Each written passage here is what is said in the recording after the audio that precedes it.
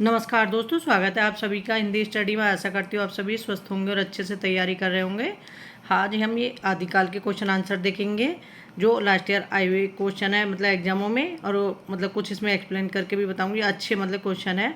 तो अपना स्टार्ट करते हैं अपनी क्लास। और आप मेरे चैनल पर पहली बार आए तो चैनल को सब्सक्राइब कर लेना, बेल आइकन को क्लिक कर लेना, जिससे आने वाली वीडियो को नोटिफिकेशन आपको मिल सके। स्टार्ट करते क्लास। आज का पहला क्वेश्चन क्या है? तो आज का पहला क्वेश्चन है माधव हम परिणाम निराशा। तो माधव हम परिणाम निराशा किसकी पंक्ति हैं? ये विद्यापति की पंक्तियाँ हैं। विद्यापति आदिकाल के प्रमुख कवियों में गिने जाते हैं। इनकी सारी रचनाएं देख लेना, जैसे कीर्तिलता, कीर्ति पताका, पदावली। ठीक है, इनकी प्रसिद्धि का आधार क्या है? पदावली, मैथिली भाषा में रचित है। सुंदरदास संत कवि हैं, श्रृंगार रस के घोर विरोधी कवि हैं। आगे देखते हैं। सिद्ध कवियों द्वारा प्रयुक्त भाषा को कहा जाता है। तो सिद्ध कवियों द्वारा प्रयुक्त भाषा को क्या कहा जाता है? संधा भाषा कहा जाता है। तो ऑप्शन इसमें डी सही होगा। और जो कबीर दास की जो उलट भाषी हैं उनकी भाषा क्या है? संधा भाषा है उनकी भाषा भी। आगे देखते हैं। निम्नलिखित में से किस रासो काव्य का मूल वर्ण्य विषय रस ना होकर श्रृंगार रस है? तो किस मतलब कौन सा रासो काव्य है जिसका मूल विषय वीर रस ना होकर श्रृंगार रस है? वो है बीसल देव रासो। बीसल देव रासो नरपति नाल की रचना है और श्रृंगारिक रचना है और गे है ये। इसमें राजमती और बीसल देव की मतलब बीसल देव तृतीय का वर्णन दिया गया है। ठीक है। कुमारदासो जगनिक की रचना है। सॉरी दोस्तों, कुमारदासो दलपति विजय की रचना है। परमाल लासो जगनिक की रचना है और पृथ्वीराज रासो चंद्रबरदाई की रचना है। अल्लाह खंड का दूसरा नाम क्या है? अल्लाह खंड का दूसरा नाम क्या है? परमाल लासो है। अब अल्लाह खंड का दूसरा नाम क्या है? परमाल लासो है। लेकिन रामचंद्र शुक्ल जी ने इसे क्या माना? रामचंद्र शुक्ल जी ने कहा परमाल लासो को ये केवल गूंज मात्र है। आगे देखते हैं। ये 4-5 रचनाएं हैं जो आदिकाल की हैं, घुमा फिरा के बहुत बार एग्जाम में पूछी जाती हैं क्योंकि इनसे क्वेश्चन बनते हैं हमेशा। आगे देखते हैं। खड़ी बोली हिंदी में सर्वप्रथम रचना करने वाले कवि का नाम है। तो खड़ी बोली हिंदी में सर्वप्रथम रचना करने वाले कवि का नाम क्या है? तो वो है अमीर खुसरो। और ये हिंदवी शब्द का सर्वप्रथम प्रयोग किया था अमीर खुसरो ने। अमीर खुसरो की सारी पहेलियाँ देख लेना, इनकी पूछी हुई आती हैं एग्जाम में। परमाल लासो काव्य कृति के कवि हैं। तो परमाल लासो काव्य कृति के रचयिता कौन है? तो परमाल लासो जगनिक की रचना है। आगे देखते हैं। हालात ए कन्हैया किसकी रचना है? तो हालात ए कन्हैया किसकी रचना है? ये अमीर खुसरो की रचना है। अमीर खुसरो की रचना बहुत पूछी आती है एग्जाम में, सबको अच्छे से देख लेना कौन सी रचना अमीर खुसरो की है। ठीक है। राहुल शंकरतायन ने हिंदी भाषा का प्रथम कवि किसे स्वीकार किया है? तो राहुल शंकरतायन ने हिंदी भाषा का प्रथम कवि किसे स्वीकार किया है? तो राहुल शंकरतायन ने किया है सरहप्पा को। ठीक है। तो ऑप्शन इसमें सी सही होगा।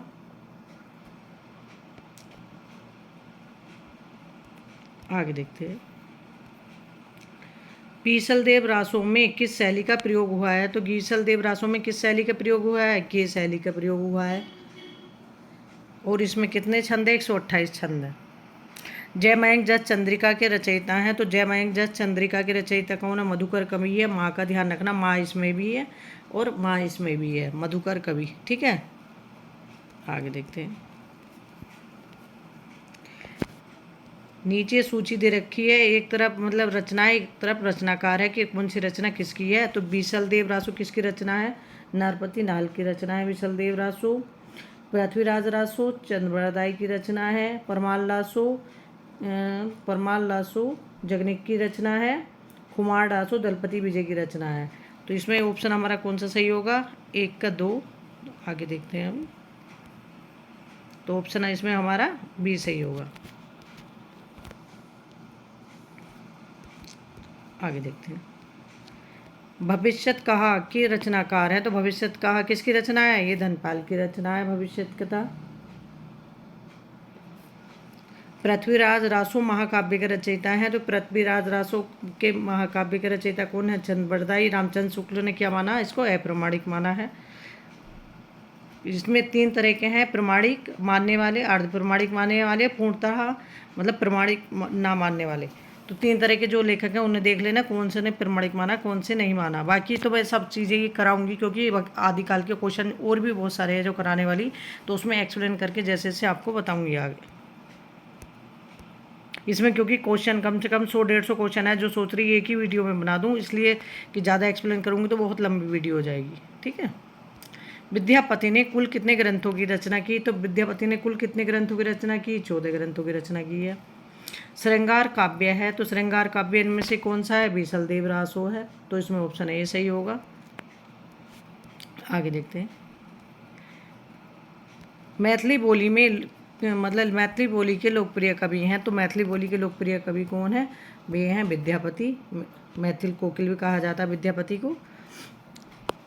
निम्नलिखित में से कौन सी रचना पुष्पदंत की नहीं है? तो पुष्पदंत की कौन सी रचना है, मतलब नहीं है, इसमें पांचर्यु नहीं है पुष्पदंत की।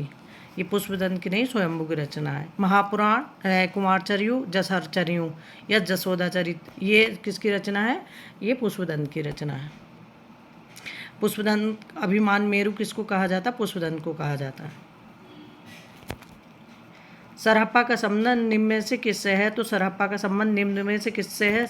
ये सिद्धों से संबंधित है सरहप्पा, और इनके नाम के आगे पा जुड़ा रहता था सिद्धों के नाम के आगे, तो वो किस मतलब आदर सूचक कहलाता था, मतलब आदर सूचक एक शब्द था जिससे पा जोड़ते थे। इनके नाम की पहचान इस तरह भी कर सकते हैं, ऑप्शन में दे दें कि एक नाथ दे दें और वो 4 मतलब वो 3 दे दें सिद्ध, तो उसमें तुम पता कर सकते हो कौन से सिद्ध हैं और सरहप्पा, तब भी क्योंकि इनके नाम के आगे पा लगा होता है। निम्न में से कौन शिलांकृत कृति है? तो इसमें से कौन सी शिलांकृत कृति है? राउलवेल रोडा कवि की रचना है ये। आगे देखते हैं। शालिवास सूरी की रचना का नाम है, तो शालिवास सूरी की रचना क्या नाम है? भारतेश्वरी बाहुबली रास, तो इसमें ऑप्शन हमारा 2 सही होगा, बी। अमीर खुसरो किस नाम से जाने जाते हैं? तो अमीर खुसरो किस नाम से जाने जाते हैं? इसमें तूतीय हिंद नाम से। उन्होंने कहा है हिंदुस्तान की तूती हूँ, किसी को मुझसे बात करना है तो हिंदी में ही करो। आगे देखते हैं। उपदेश रसायन रास के रचयिता हैं, तो उपदेश रसायन रास के रचयिता कौन है? तो वो है जिनदत्त सूरी, तो ऑप्शन इसमें ए सही होगा। निम्नलिखित में किस कवि को अपभ्रंश का वाल्मीकि कहा जाता है? तो अपभ्रंश का वाल्मीकि किसे कहा जाता है? स्वयंभू को कहा जाता है। और इन्हें क्यों कहा जाता है? क्योंकि इन्होंने पांचर्यु लिखी जिसमें राम के जीवन का वर्णन है और उसमें 5 कांडों में इन्होंने दे रखा, तो इस तरह से इसलिए इन्हें कहा जाता है कि अपभ्रंश में जो रामायण लिखी है वो स्वयंभू ने लिखी थी, अपभ्रंश के वाल्मीकि हैं।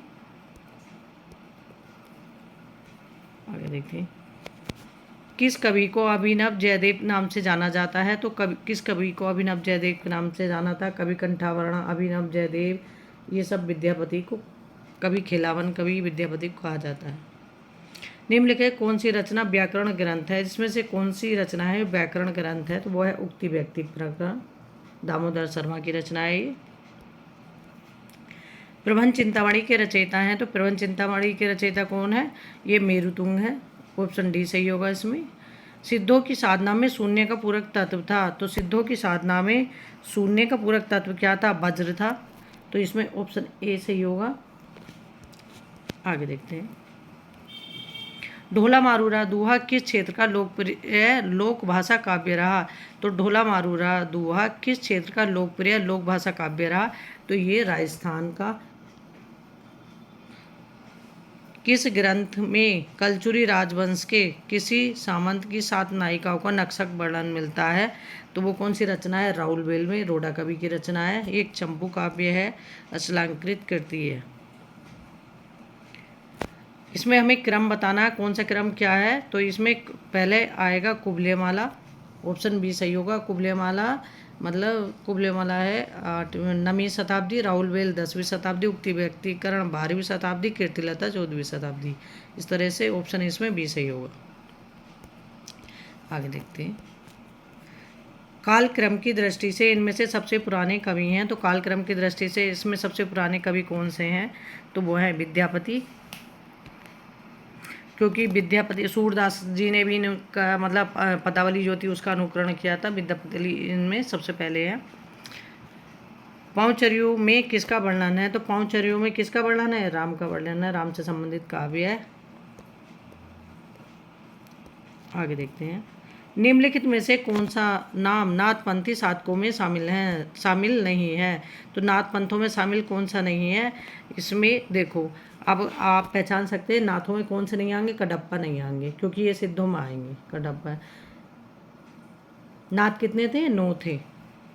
और सिद्ध कितने थे? ये 84 थे।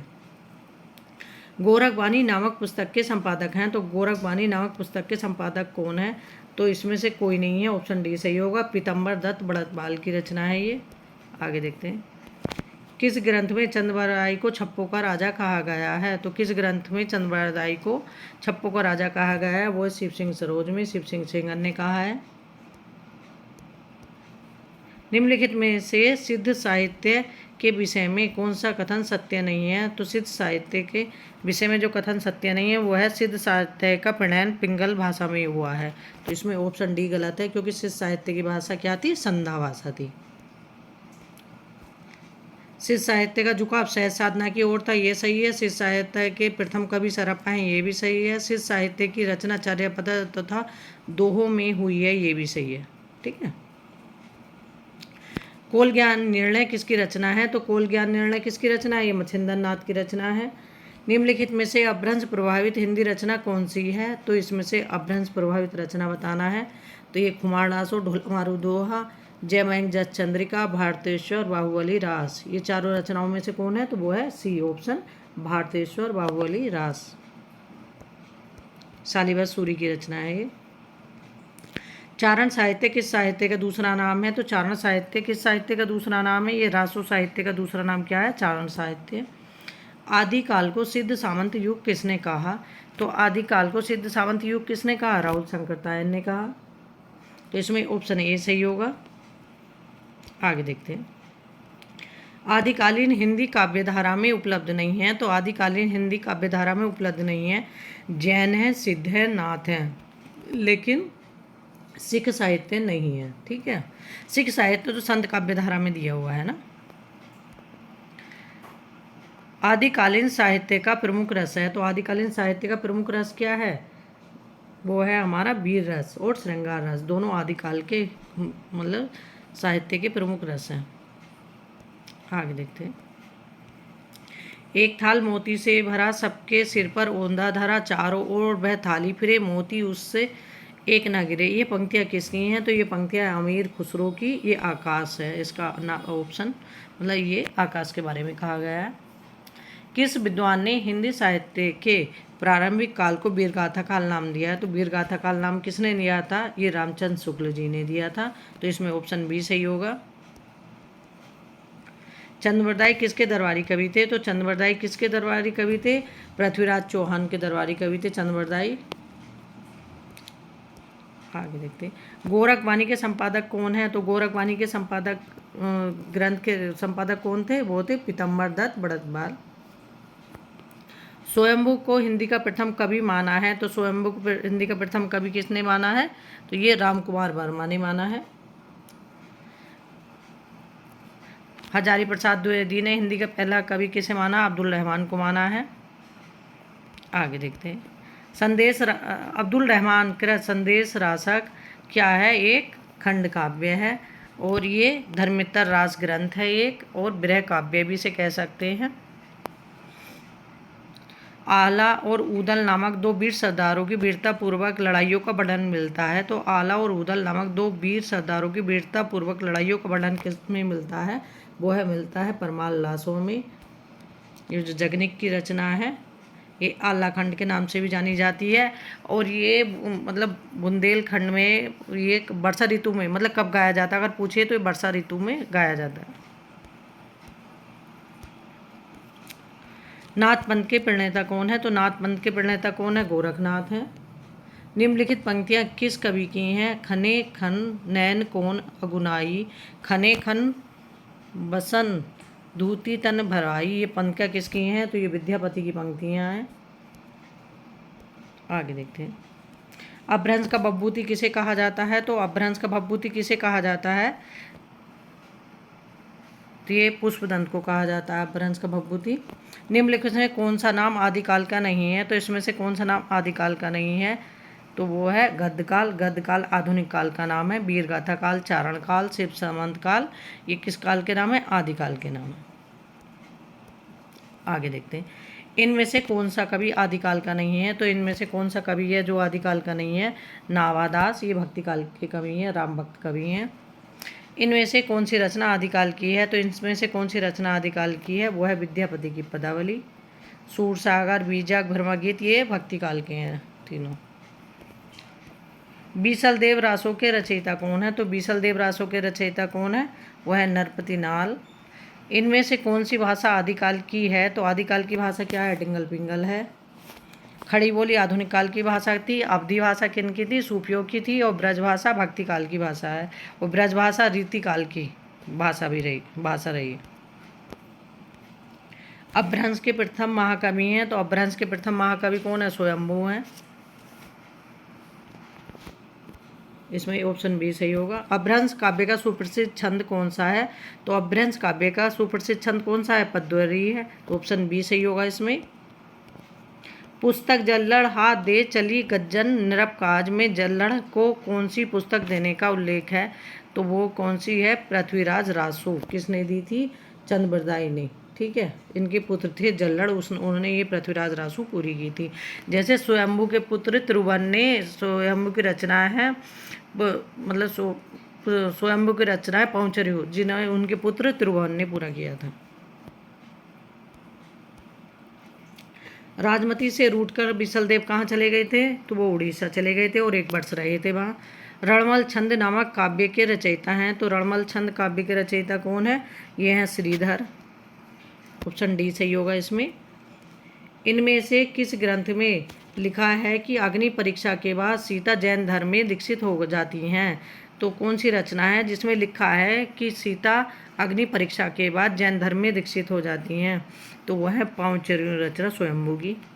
हिंदी साहित्य के 700 से 1400 ईस्वी के कालखंड को ग्रेयर्सन ने क्या नाम दिया? तो हिंदी साहित्य का जो 700 से मतलब 1400 ईस्वी कालखंड है, ग्रेयर्सन ने उसको क्या नाम दिया?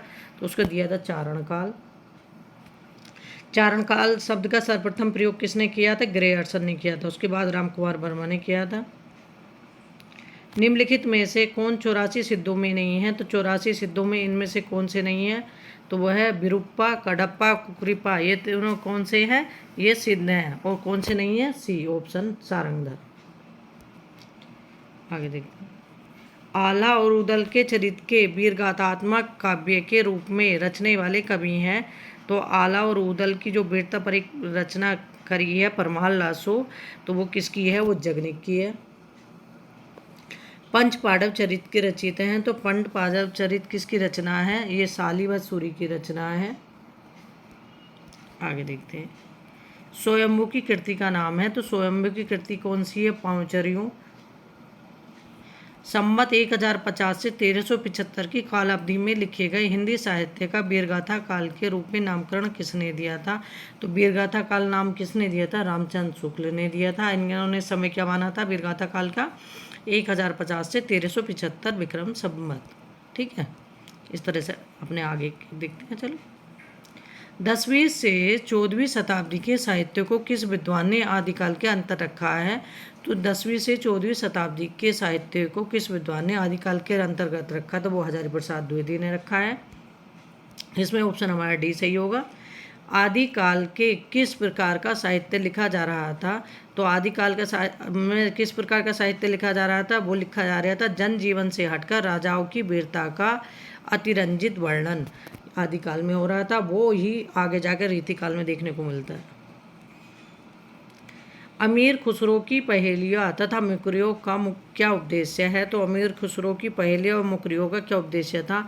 मनोरंजन के माध्यम से लोक व्यवहार की शिक्षा। तो इसमें ऑप्शन सी सही होगा।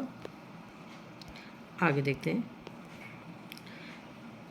वीरगाथा कालीन रासो काव्य में निम्नलिखित में से किस विषय का वर्णन नहीं है? तो वीरगाथात्मक रासो काव्य में निम्नलिखित में किसका विषय नहीं है? वो कृष्ण की लीला का नहीं है। आश्रयदाताओं का अतिरंजन पूर्व वर्णन मिला है इसमें। इतिहास और कल्पना का सम्मिश्रण है वीरगाथात्मक रचनाओं में। युद्धों का सजीव और गद्यात्मक वर्णन भी मिलता है। आगे देखते हैं, रासो ग्रंथ किस भाषा में लिखे गए? तो रासो ग्रंथ किस भाषा में लिखे गए? डिंगल पिंगल भाषा में लिखे गए। वीर गाथा काल के प्रसिद्ध प्रबंध काव्य का क्या नाम है? तो वीर गाथा काल के प्रसिद्ध प्रबंध काव्य का नाम क्या है? पृथ्वीराज रासो चंद्रवरदाई की रचना है। विद्यापति के पद किस भाषा में रचित हैं? तो विद्यापति के पद किस भाषा में रचित हैं? मैथिली भाषा में रचित हैं। और इसमें राधा कृष्ण के बारे में वर्णन है। कौन सी रचना स्वयंभू कवि की नहीं है? तो कौन सी रचना स्वयंभू कवि की नहीं है इसमें से? तो वो है पौंचर्यु स्वयंभू की है, रिठणी चर्यु स्वयंभू की है, स्वयंभू छंद ये भी स्वयंभू के, महापुराण पुष्पदंत की रचना है। तो ऑप्शन डी इसमें गलत है। अपभ्रंश प्रभावित हिंदी साहित्य मतलब हिंदी रचना कौन सी है? तो अपभ्रंश प्रभावित हिंदी रचना कौन सी है? तो ये है भारतेश्वर बाहुबली राज शालिवाहन सूरी की रचना है। 11वीं शताब्दी में रचित लोक भाषा काव्य है। तो 11वीं सदी में रचित लोक भाषा काव्य कौन सा है? वो है ढोला मारूरा दोहा, कुशलाभ की रचना है। आगे देखते हैं। गोरखनाथ के गुरु का नाम बताइए। तो गोरखनाथ के गुरु का नाम क्या था? मच्छिंद्र नाथ था। अपभ्रंश शब्द का सबसे पहले उल्लेख किसने किया है? तो अपभ्रंश शब्द का सबसे पहले उल्लेख किसने किया है? पतंजलि ने किया है महाभाष्य में। आगे देखते हैं। सिद्धों का प्रथम कवि मतलब सिद्धों का प्रथम कवि कौन है? तो सिद्धों के प्रथम कवि हैं सरप्पा। और सबकी सर्वसम्मति से हिंदी के पहले कवि कौन है? सरप्पा। अपभट्ट में शिक्षा शब्द के लिए कौन सा रूप मिलता है? तो अपभट्ट में शिक्षा शब्द के लिए कौन सा रूप मिलता है? वो मिलता है शिक्षा। तो ऑप्शन सी सही होगा इसमें। आगे देखते हैं। उक्ति व्यक्ति प्रकरण यह ग्रंथ है। तो उक्ति व्यक्ति प्रकरण यह ग्रंथ है एक व्याकरण ग्रंथ है दामोदर शर्मा का। प्राकृत पैंगलव रचयिता है। तो प्राकृत पैंगलव की रचना किसकी है? बंशीधर की रचना है। आगे देखते हैं। अपभ्रंश शब्द का प्रयोग सबसे पहले कहाँ देखने को मिलता है? तो अपभ्रंश शब्द का सबसे पहले प्रयोग राजा धारसेन द्वितीय के शिलालेखों में मिलता है। तो इसमें ऑप्शन सी होगा। सिरवाकाचार किसकी रचना है? तो सिरवाकाचार देवसेन की रचना है। 250 दोहे हैं इसमें। और हिंदी की पहली रचना कौन सी है? सिरवाकाचार। बीसलदेव रासो का अंगिरस है। तो बीसलदेव रासो का अंगिरस क्या है? श्रृंगार रस है। उपदेश रसायन रास के रचयिता हैं। तो उपदेश रसायन रास के रचयिता कौन है? दीनदत्त सूरी हैं। पृथ्वीराज रासो किस काल की रचना है? तो पृथ्वीराज रासो किस काल की रचना है? और मतलब काल और रचनाकार बताने इनमें से। तो इसमें से काल कौन सा आगा? आदिकाल आगा। और रचनाकार कौन है? चंद्रवरदाई हैं। तो इसमें 2 और 1 सही होगा। आगे देखते हैं। चंदन वाला रास किसकी रचना है? तो चंदन वाला रास किसकी रचना है? ये आशुगु कवि की रचना है। चंदन वाला रास किसकी रचना है? ये आशुगु कवि की रचना है। ऑप्शन डी सही होगा इसमें। सिद्ध कवि सरहप्पा की रचना का नाम है। सिद्ध कवि सरहप्पा की रचना का नाम क्या है? वो पहुँचर्यो। ऑप्शन बी सही होगा इसमें। आगे देखते हैं।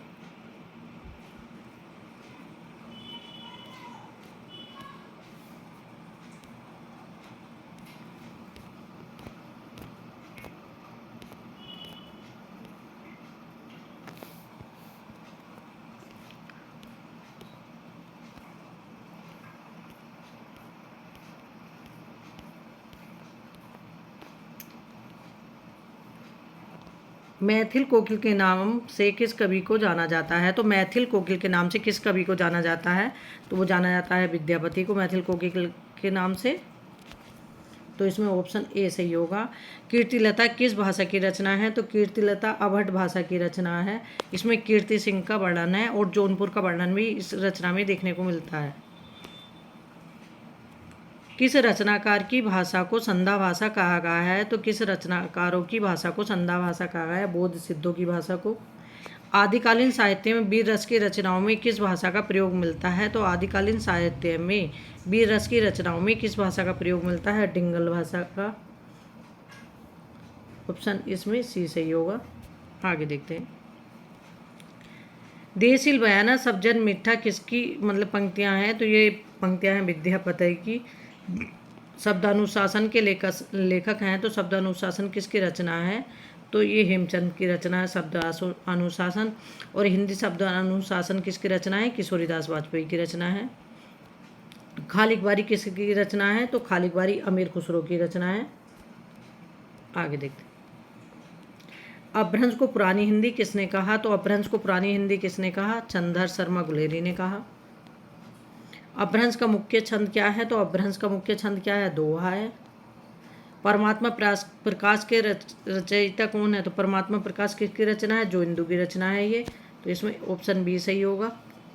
कुमारपाल प्रतिबोध के रचयिता कौन है? तो कुमारपाल प्रतिबोध के रचयिता कौन है? सोमप्रभु सूरी हैं। मैथिली का प्राचीनतम उपलब्ध ग्रंथ है, तो मैथिली का प्राचीनतम उपलब्ध ग्रंथ कौन सा है? वर्ण रत्नाकर, ज्योतिषवर ठाकुर की रचना है ये। आगे देखते हैं। हिंदी साहित्य के आदिकाल को सिद्ध सामंत युग नाम दिया है, तो हिंदी साहित्य के आदिकाल को सिद्ध सामंत नाम दिया है राहुल सांकृत्यायन ने। अमीर खुसरो की पहेलियाँ और मुकरिया किस भाषा में हैं? तो अमीर खुसरो की पहेलियाँ और मुकरिया किस भाषा में हैं? तो वह है खड़ी बोली में।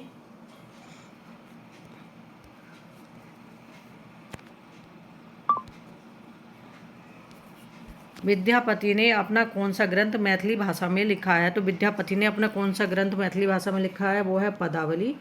आज के क्वेश्चन हमारे ये कंप्लीट हो गए हैं। आगे के अपने क्वेश्चन इसी क्रम में करेंगे। ये क्वेश्चन पहले थे जो मैंने कोशिश करी कि मतलब इन क्वेश्चनों को डाल दिया जाए जो आए हुए हैं। बाकी जो क्वेश्चन आगे कराऊंगी तो एक्सप्लेन करा के उन्हें अच्छे से सारे बताते जाऊंगी। जो क्वेश्चन मतलब क्रमवार कराऊंगी। अब पहले नाटक, उपन्यास, कहानी, संस्मरण, रेखा चित्र ये सब करेंगे, फिर धीरे धीरे अपने आगे के क्वेश्चन करेंगे। ठीक है, अपना अभ्यास, प्रयास और प्रैक्टिस हमेशा करते रहो। क्वेश्चन हमेशा करना, चाहे थ्योरी कम पढ़ना, लेकिन दिन में कम से कम 100-50 क्वेश्चन आपको करने हैं। ठीक है, और एक मेरी सलाह है कि अगर आप लाइव क्लास कम देखें, किसी की भी हो, मैं ये नहीं करी किसी की, तो ज़्यादा अच्छा रहेगा, क्योंकि लाइव क्लास में 10-20 क्वेश्चन कराते हैं और उसमें भी आपका मतलब टाइम भी जाता है। बाकी आपकी इच्छा स्वतंत्र है, जैसे आपको अच्छा लगे। ठीक है, मेरे मन में था कि बता दिया जाए। ठीक, थैंक यू दोस्तों मेरी वीडियो देखने के लिए।